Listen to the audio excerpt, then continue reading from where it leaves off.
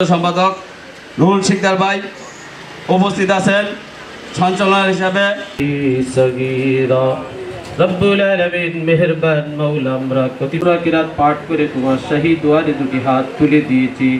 ও মাওলা, দ্বিগুণ বৃদ্ধি করে আকায়ে নামদার তাজে মদিনা রাসূল করিম সাল্লাল্লাহু মাওলা, যারা চলে গিয়েছে মাওলা, তাদের সকলের রুহের উপরে সওয়াবকে পৌঁছাহিদ মরহুম প্রেসিডেন্ট জিয়াউর রহমান সাহেব মাওলা এই দেশের জন্য। আমি আমার বক্তব্য এখানে শেষ করলাম।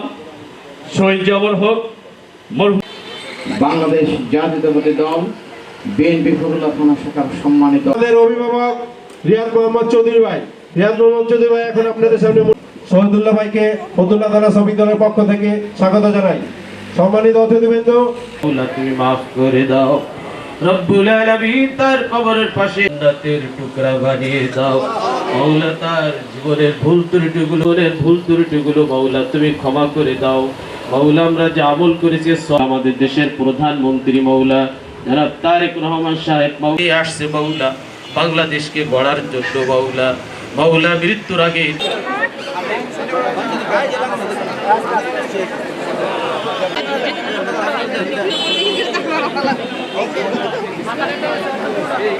বেঁচে থাকলে একদিন আপনার আন্তর্জাতিক আপনার নেতৃত্ব স্থানে তার নাম আসতো, সেজন্য তাকে আপনার মেরে ফেলা হলো, সে শহীদ হলো। তো বাংলাদেশের প্রতিটা মানুষ এই শহীদ জিয়ার আদর্শকে আপনার বুকে ধারণ করেছেন, ইতিমধ্যেই তার প্রমাণ দিয়েছেন। নির্বাচনের মাধ্যমে ভোটের মাধ্যমে বর্তমান তারেক রহমানকে প্রধানমন্ত্রী বানিয়েছেন আপনারা এই সাধারণ জনগণ। আমাদের আজকে দায়িত্ব হয়ে দাঁড়িয়েছে, যেটা আমাদের পূর্বের বক্তা রিয়াদ মোহাম্মদ চৌধুরী অ্যাডভোকেট ভানি সাহেব যে কথা বলে গিয়েছেন, আমাদের নেতা জনাব তারেক রহমান ক্ষমতায় আসার পরে আপনার 31 দফা বাস্তবায়ন করার জন্য আপনার দেন নেই। সে যখন আপনার ক্ষমতায় ছিলেন না, দেশের বাইরে অবস্থান করেছিলেন স্বৈরাচার শেখ হাসিনার জন্য, বাংলাদেশে আপনি আসতে পারেন নাই, মিথ্যা মামলা দিয়ে তাকে দেশের বাইরে রাখা হয়েছিল। তখন 2023 সালে 13ই জুলাই আপনার এই 31 দফা বাস্তবায়নের জন্য, বাংলাদেশের মানুষের উন্নয়নের জন্য এই 31 দফা আপনার আমাদের মাঝে দিয়েছিলেন যে 31 দফা আমাদেরকে সম্পন্ন করতে হবে। ইতিমধ্যে আপনারা দেখেছেন, মাত্র বাংলাদেশ জাতীয়তাবাদী দল 3 মাস হয়েছে ক্ষমতায় এসেছে, সেই 31 দফায় আপনার যেই দফাগুলো দেওয়া ছিল সেগুলো আপনার বাস্তবায়ন করার পথে। ইতিমধ্যে আপনারা দেখেছেন ফ্যামিলি কার্ড দিয়েছে। এই ফ্যামিলি কার্ড যাদেরকে দিয়েছে পর্যায়ক্রমে আপনারা এখানে সবাই পাবেন। আমরাও যারা নেতৃত্ব স্থানে এখানে আছি, বিএনপির নেতা কর্মী, আমরাও সবাই সেই ফ্যামিলি কার্ড পাবো ইনশাআল্লাহ। শুধু ফ্যামিলি কার্ড নয়, এই 31 দফা হলো বাংলাদেশের মানুষের ভাগ্য উন্নয়নের জন্য। এই 31 দফা যদি আপনার আমরা সবাই মিলে তারেক রহমানকে আপনার সহযোগিতা করি, তাহলে আপনার এই 31 দফা আপনার সফল করা সম্ভব। আর এটাই আমাদের কাজ এখন, এই 31 দফা আপনার সফল করা, তাহলে বাংলাদেশ সব দিক দিয়ে আপনার এগিয়ে যাবে। এখানে আপনার বেকারত্বের কর্মস্থান তৈরি করা আছে মহিলাদের জন্য, মানে প্রতিটা দফাই হলো মানুষের উন্নয়নের জন্য।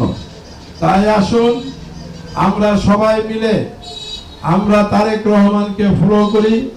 সে যে একজন প্রধানমন্ত্রী, তার আচার আচরণে চলা ফেরাই কি আপনার বোঝা যায় যে সে একজন প্রধানমন্ত্রী। বিগত দিনেও তো আপনারা প্রধানমন্ত্রী দেখেছেন, কিন্তু সে এমন ভাবেই আপনার দেশটা পরিচালনা করছেন, সবাইকে সে বলছেন আসুন আমরা একসাথে কাজ করে দেশটাকে এগিয়ে নিয়ে যাই। আজকে আমি আপনাদের সামনে বলতে চাই, আমাদের দেশটা এগিয়ে নিতে হলে কি করতে হবে? আমরা যার যার স্থানে যেখানে যে বসবাস করি, ওই এলাকায়, ওই মহল্লায়, ওই ইউনিয়নে, ওই ওয়ার্ডে কোনো সন্ত্রাস, মাদক, কোনো কিশোর গ্যাং থাকলে তাদের বিরুদ্ধে প্রতিরোধ গড়ে তুলতে হবে। কারণ সাধারণ মানুষ দীর্ঘদিন পর আপনার ভোট দেওয়ার সুযোগ পেয়েছেন এবং ভোট দিয়ে আপনাদের নেতাকে আজকে প্রধানমন্ত্রী বানিয়েছেন তাদের খেদমত করার জন্য। যে তাদের খেদমত করতে হলে এই সমাজ থেকে সর্বপ্রথম মাদককে আপনার না বলতে হবে, তারপরে সন্ত্রাসের বিপক্ষে আমাদের দাঁড়াতে হবে। কিশোর গ্যাং আর ইফটিজিং যাই বলেন, সমাজ বিরোধী যে কোনো কর্মকাণ্ডের বিরুদ্ধে আমাদের অবস্থান নিতে হবে।